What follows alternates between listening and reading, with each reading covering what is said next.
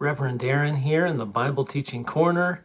I can't get over this verse, Hebrews 4:12. It says, "For the word of God is quick and powerful and sharper than any two-edged sword, piercing even to the dividing asunder of soul and spirit and of the joints and marrow, and is a discerner of the thoughts and intents of the heart." Wow, this book is alive, it's electric, it's your power source. Today, whatever your need is, this book provides power to overcome. So plug this book in to your power source of the Holy Spirit who lives inside of you. Watch God move. Watch God heal. It's time to get excited about the Word of God again.